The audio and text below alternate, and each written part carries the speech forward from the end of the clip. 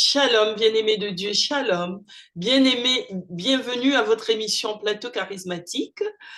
Donc, ce soir, je reçois pour vous le pasteur Jean-Paul qui vient nous parler de loin de l'Éternel. Donc, bonsoir, pasteur. Bonsoir, sœur. Bienvenue au Plateau charismatique. J'espère que, on a déjà commencé cette émission, on a eu ce petit bug. Donc, nous allons prier encore pour demander au Saint-Esprit de venir au milieu de nous. Alors, Père éternel et tout-puissant, nous te confions ce moment éternel. Tu nous as donné ce moment éternel pour parler de toi, pour faire connaître ta parole éternelle. Je prie, éternel, que tu mettes ta main puissante et glorieuse sur chacun de nous, Seigneur, que tu bénisses nos appareils, que tu bénisses ce moment éternel.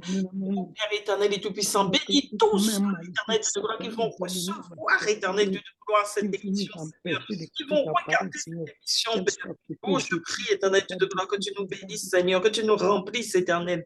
Père éternel et tout-puissant, viens bénir tes enfants, Seigneur. Viens toucher leur cœur, éternel de gloire. Viens manifester ta puissance, éternel, ce moment éternel. Oh, Père éternel et tout-puissant, bénis tous ceux qui reçoivent cette émission, éternel, qui écouteront et qui écoutent et qui écouteront encore cette émission. Père éternel et tout-puissant, viens toucher les cœurs, Seigneur. Viens toucher les âmes, éternel de gloire. Viens te manifester au milieu de nous, au nom de Christ de Nazareth. J'ai ainsi prié. Amen. Amen, amen. Amen. Donc, je disais, vous venez pour nous parler de loin de l'Éternel, hein, encore dans cette série d'émissions. Oui. Donc, vous étiez en train de me dire, lorsque ça a bugué, que nous avions vu le témoignage que le psalmiste. Voilà, la vérité, le Jean 18, 37 parle du témoignage de la vérité. Ah oui. La vérité qui sort de la bouche de Dieu dans Isaïe 45. Et enfin, dans Éphésiens 4, la vérité qui est en Jésus. En Jésus, c'est ça. Amen. Et cette vérité nous est transmise par le Saint-Esprit. Amen. Jean 16, 13, qui dit que là, il vous conduira dans toute la vérité. C'est le Saint-Esprit qui nous conduit dans toute la vérité. Amen. Et donc, nous sommes sur ce chemin-là. Amen. Et donc, la dernière fois, on avait lu le psaume 74 et Ézéchiel 34. Et c'est sur les deux chapitres-là qu'on va repartir. Là. Amen, amen. Alors. Voilà. Donc, j'étais en train de vous dire que dans le psaume 74, verset 1, il nous a dit que Dieu avait un pâturage. Et dans ce pâturage, il y avait un troupeau. Donc, le troupeau de son pâturage. Ensuite, autrefois, Dieu avait racheté un peuple.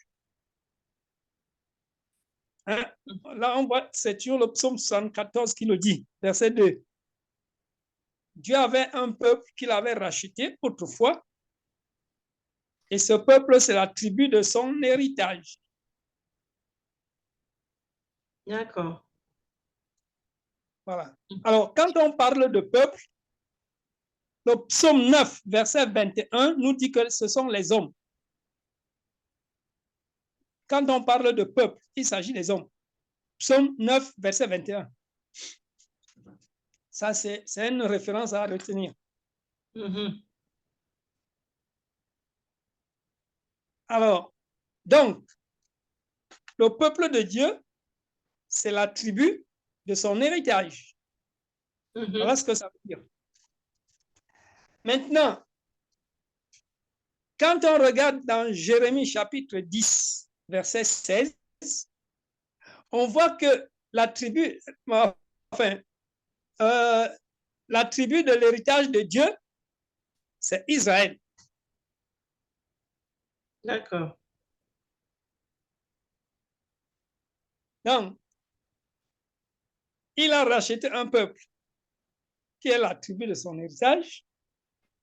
Ça veut dire que cette tribu de son héritage, c'est Israël. Voilà. Maintenant, Ésaïe 19, 25 nous dit que Israël, c'est l'héritage de Dieu. Donc, il faut bien comprendre, hein, parce que on fait les confusions à l'infini. Ici, on nous parle de la tribu de son héritage, qui est Israël. Jérémie chapitre 10, verset 16. L'héritage de Dieu s'appelle aussi Israël. Amen, amen. Donc, Israël est l'héritage de Dieu et attribut de l'héritage de Dieu s'appelle aussi Israël. Amen. Et il ne faut pas les confondre. Pourquoi? Parce que le psaume 33, 12, il faut bien retenir, les références sont très importantes. Le psaume 33, 12 dit que Dieu a choisi un peuple pour son héritage. Donc, c'est ce peuple-là qui s'appelle Israël. C'est ce peuple-là qui est aussi la tribu de son héritage. Or, l'héritage de Dieu s'appelle aussi Israël. C'est pas compliqué, mais il ne faut pas se perdre dans les détails. Il faut juste comprendre les choses. Le psaume 47 dit que Dieu nous a choisi un héritage. Ce sont les Israélites qui parlent. Dans le psaume 47, il nous a choisi notre héritage. Et cet héritage s'appelle Jacob. C'est le psaume 47. Hein? Bon, tu peux regarder les références dans le psaume. Hein? Le psaume 47. Alors, le psaume 47 et le psaume 33. Le psaume 33, verset 12. Heureuse la nation dont l'Éternel est le Dieu. Heureux le peuple qu'il choisit pour son héritage. Ça, c'est le psaume 33, 12. Donc, Dieu a choisi un héritage pour son héritage. Dieu a choisi un peuple pour son héritage. Le psaume 47, verset 3. Car l'Éternel, le Très-Haut, est redoutable. Il est un grand roi sur toute la terre. Il nous a assujettis des peuples. Il met des nations sous nos pieds. Il nous choisit notre héritage. La gloire de Jacob qu'il aime. Alors, si on regarde Deutéronome 32,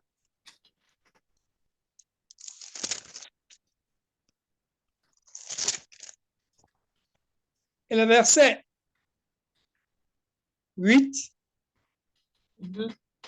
il est dit ceci: quand le Très-Haut donna un héritage aux nations, quand il sépara les enfants des hommes, il fixa les limites des peuples d'après le nombre des enfants d'Israël, car la portion de l'Éternel, c'est son peuple.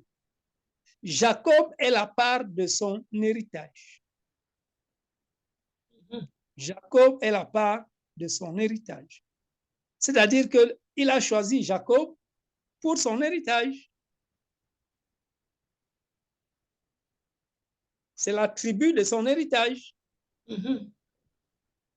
Voilà. Et on comprend que c'est ce Jacob qui va devenir Israël après. Parce que là-bas, on nous dit que Israël est la tribu de son héritage. Or, la tribu d'Israël, c'est son peuple, et son peuple, c'est Jacob. Vous comprenez? J'ai compris, oui. Voilà. Mais le pasteur, la confusion qu'on peut faire, c'est que Jacob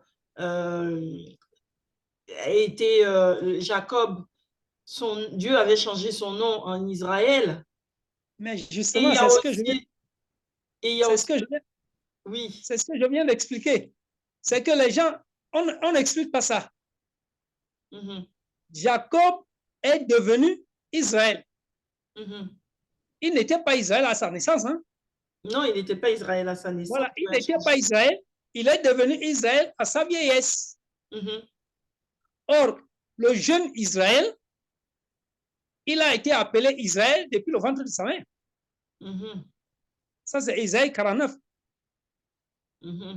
Donc, il y a plusieurs Israël. Il y a un qui est devenu Israël quand il était vieux. Il y a l'autre qui est né, et on l'a nommé Israël tout de suite. Et il a passé sa jeunesse en Égypte. On ne peut pas les confondre.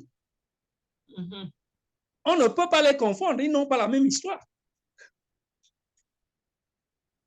Et oui. Maintenant, il y a l'héritage de Dieu, donc.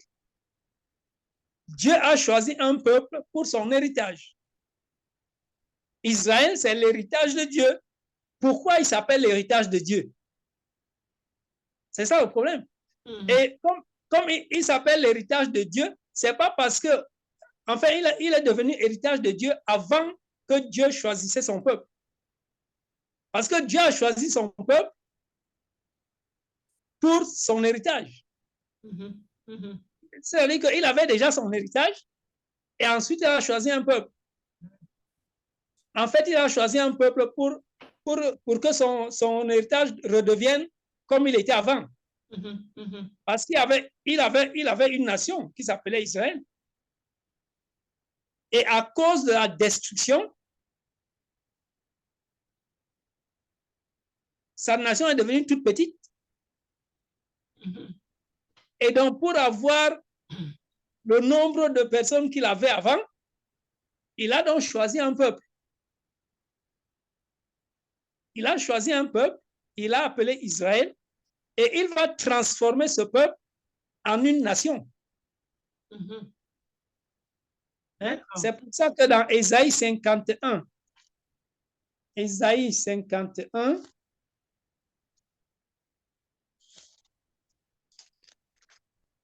je vais vous lire ça.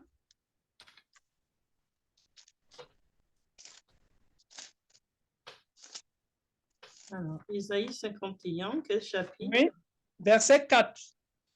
Mon peuple, Ésaïe 51, verset 4. Mon peuple, sois attentif. Ma nation, prête l'oreille. Car la loi sortira de moi. Et j'établirai ma loi pour être la lumière des peuples. Verset 7. Écoutez-moi. Donc, ici au verset 4, il dit mon peuple, sois attentif, ma nation, prête l'oreille. C'est-à-dire que la nation et le peuple, c'est la même chose. Enfin, il les a unis. Hein, c'est pour ça que dans 1 Pierre chapitre 2, verset 1, il dit, vous êtes un peuple racheté, vous êtes une nation sainte. C'est le même groupe. Parce qu'ils sont devenus un. Il les a réunis. Il avait annoncé dans Ézéchiel 37, les Israélites ne seront plus deux royaumes, seront un seul. Donc c'est ça, c'est la nation qui est devenue, le peuple est devenu la nation. Jacob est devenu Israël. Alors, le verset 7 ici, Ésaïe 51, verset 7, écoutez-moi, vous qui connaissez la justice, peuple qui a ma loi dans ton cœur. Dieu a mis sa loi dans le cœur de son peuple. Parce que Moïse avait cassé les lois. Les lois qui étaient écrites sur les tablettes, Moïse les a fracassées. Et donc Dieu dit à Jérémie, j'écrirai mes lois dans leur cœur. C'est pour ça que nous, aujourd'hui, le peuple de Dieu, la loi de Dieu, elle est en nous, on ne peut pas la détruire. C'est écrit, le Saint-Esprit écrit ça dans le cœur de l'homme. Tu peux pas t'en défaire. Donc, c'est ça le peuple de Dieu. Et donc, le peuple de Dieu s'est mélangé à la nation de Dieu. D'accord. Mais au départ, il y avait l'héritage. C'est-à-dire, l'héritage, c'est ce qui était resté quand Dieu a détruit Israël. Dieu avait détruit Israël. Bon, ça, on ne le dit pas assez, mais c'est comme ça. Osée chapitre 13, versets 9 à 11. D'accord. Dieu avait détruit Israël à cause des iniquités, à cause de beaucoup de choses, à cause du péché, en fait, à cause du péché. Et c'est intéressant à savoir parce que ce n'est pas en 2023, hein, ni en 1950. Il y a des millénaires, c'est très, très loin. Ça remonte à très loin et on va le voir. On va voir cela. Il y a deux références qui sont très importantes. Osée, chapitre 13. Osée, chapitre 13, versets 9 à 11. Et puis Jérémie, chapitre 50, verset 17 à 20. Jérémie, chapitre 50, verset 17 à 20. Alors, je commence par Osée, chapitre 13. Il dit, verset 9, « Ce qui cause ta ruine, Israël, dont Dieu parle à Israël, c'est que tu as été contre moi et contre celui qui pouvait te soutenir, te secourir. Où donc est ton roi, qu'il te délivre dans toutes tes villes? Où sont les juges au sujet desquels tu disais, donne-moi un roi et des princes? » Parce que quand Israël avait vu que les autres avaient des rois, et Dieu a aussi, Israël a demandé aussi un roi. C'est pour ça que Dieu lui avait donné Saül. Alors, verset 12, Osée 13, verset 12, verset 11. « Je t'ai donné un roi dans ma colère, je te l'ôterai dans ma fureur. » Je t'ai donné un roi dans ma colère, je te l'ôterai dans ma fureur. Donc le roi d'Israël, il a été roi depuis la colère jusqu'à la fureur. D'accord. Hein? Alors deux éléments intéressants, c'est que la colère et la fureur dont il s'agit, c'est Jérusalem qui a provoqué cela. D'accord. Alors, ça, c'est... Pasteur, il nous reste 9 minutes. Voilà. Comme on a eu le bug. Oh. Mais bon, je vous donne, je termine ça. Je termine ça. Il faut que je termine. Donc, l'Océan dit ici qu'il a donné à Israël un roi lors de sa colère et il a retiré lors de sa fureur. Or, la colère et la fureur de Dieu viennent de Jérusalem. Jérémie 32, 31. Hein? Maintenant, cela a eu lieu quand? Jérémie 50. C'est important à savoir parce que ça permet de ne jamais faire de confusion. Voilà. Jérémie 50, verset 18 dit ceci. 17, vous l'avez lu, on l'avait déjà lu. Israël est une brebis égarée que les lions ont chassée.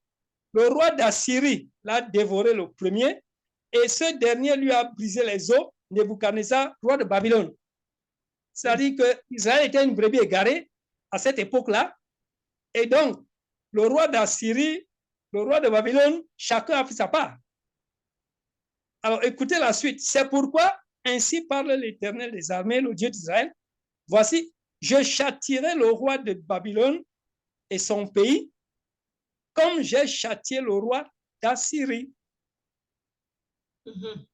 Je ramènerai Israël dans sa demeure. Il aura ses pâturages du Carmel et du Basan, et son âme se rassasiera sur la montagne d'Éphraïm et dans Galad. En ce jour, en ce temps-là, dit l'Éternel, on cherchera l'iniquité d'Israël et elle n'existera plus, le péché de Judas et il ne se trouvera plus, car je pardonnerai au reste que j'aurai laissé. Alors, tout ce que je devais dire aujourd'hui, c'est à partir d'ici. D'accord. Donc, la prochaine fois, on reprendra à partir de là. Oui, c'est-à-dire que Israël avait été maltraité par la Syrie et par Babylone. Pendant ce temps, Israël avait un roi qu'il avait reçu au jour de la colère, parce que la colère de Dieu, c'était avec la Syrie. La fureur de Dieu, c'était avec Babylone. Donc, avec la Syrie, Dieu avait donné un roi. Et au jour de Babylone, il a retiré le roi. Voilà. Et donc, dans cette période-là, c'est là qu'on parle de l'héritage. Et comme Dieu dit ici, je donnerai à Israël la paix dans sa demeure. Et c'est au jour de... Quand Moïse bénit les enfants d'Israël, c'est Moïse qui dit que Israël est en sécurité. Donc, il confirme ce que Jérémie annonce ici.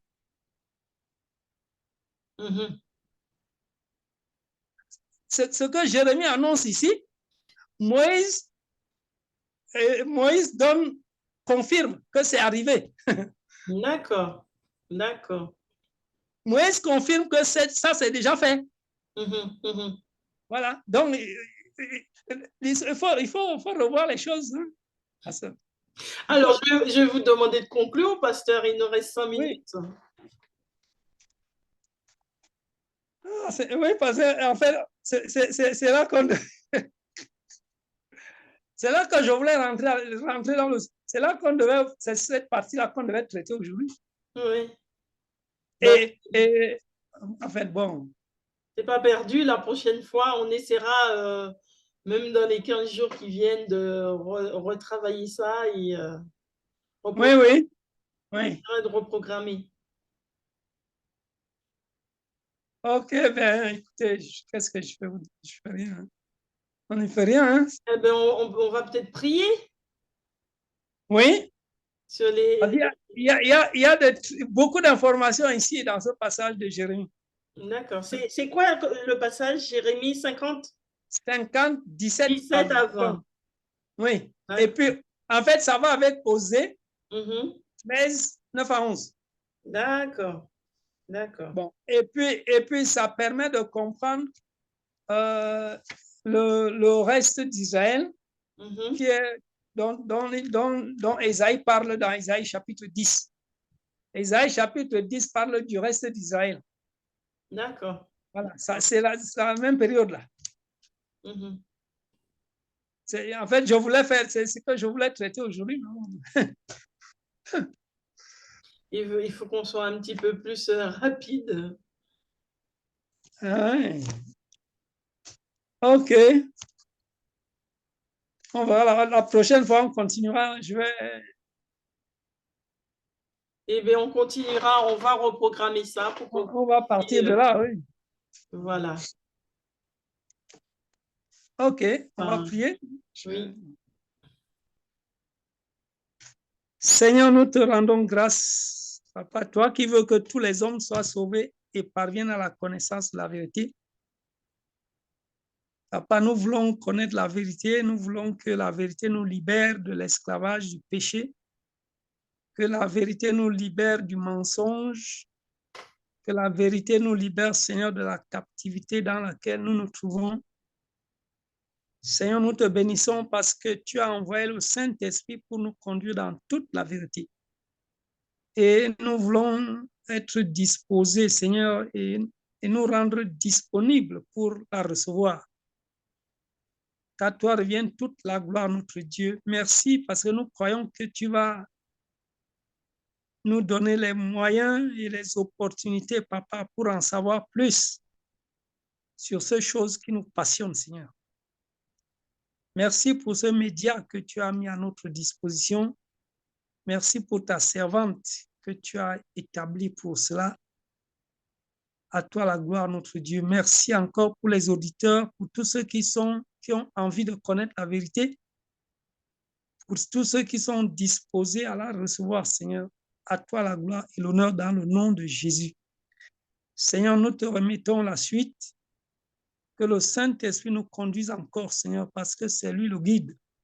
Nous ne connaissons pas le chemin, mais le Saint-Esprit, lui, le connaît et il nous entraîne, Seigneur, avec assurance. Merci, Seigneur.